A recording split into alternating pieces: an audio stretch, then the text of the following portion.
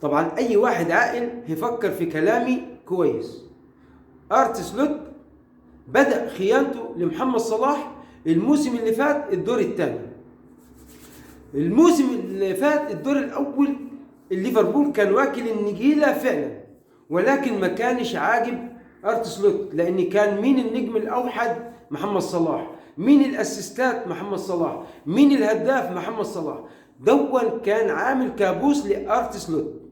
ارت سلوت في الدور الثاني من الموسم اللي فات بدأ يلعب في التشكيله، بدأ يلعب في اذان اللعيبه ازاي محمد صلاح يكون هو النجم، ازاي محمد صلاح يكون هو صاحب الفضل على اللعيبه او على الليفربول، ازاي تسمحوا لنفسكم ان انتم موجودين معاه في الملعب وهو ياخد الكريمه لوحده. لذلك انا بقول بدأ التحدي مع محمد صلاح من ارت سلوت من الدور الثاني الموسم اللي فات. الموسم اللي فات قلنا الليفربول هيكسح كل حاجه، كل حاجه، الدوري الانجليزي، دوري الابطال، كاس الملك، الكاس الانجليزي، قلنا هيكسح كل حاجه الليفربول. في الدور الثاني من الموسم الاول كل الاحوال دي اتغيرت بسبب ايه؟ ارت سلوت وتحديه لمحمد صلاح.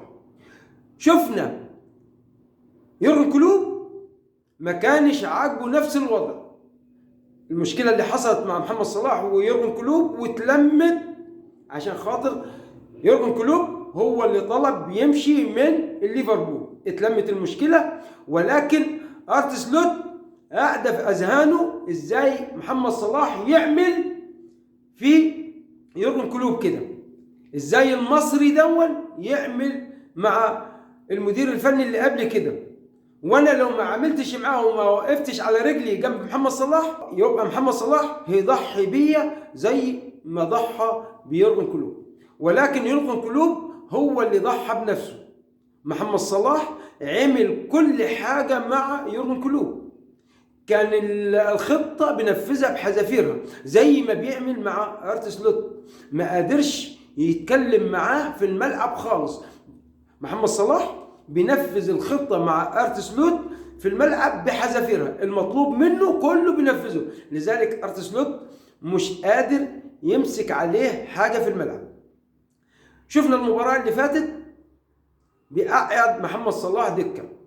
انت يا هبل لما تقعد النجم الاوحد ليك دكه معناها انك انت اللي بتتهمه، الجمهور لسه ما قالش كلمته، انت اللي بتتهمه ان هو مقصر في حق الفريق، بس انت مش شايف او مش حاسس بغضب الجماهير عليك بعد كده، لان محمد صلاح مفيش حد ما يجمعش عليه ان هو سبب من اسباب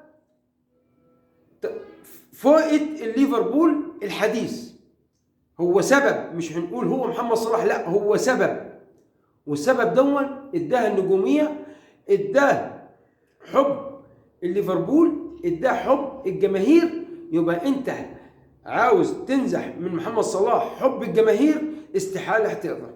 وعلى فكره محمد صلاح مصري، محمد صلاح قادر انه بقى يطيح بيك في الفعل، لانك انت اللي عاندت مع محمد صلاح. محمد صلاح المفروض السنه اللي فاتت او الموسم اللي فات لو كان ماشي زي الدور الاول كان خد الدوري الانجليزي، دوري الابطال، كاس الملك، كاس الانجليزي، كان حصل على دون كله. ولكن في خيبتك التقيله طبعا ارت سلوت انك حبيت تكون معادي لمحمد صلاح من اول دقيقه، ضيعت ده كله منك ومن اللعيبه ومن جماهير الليفربول.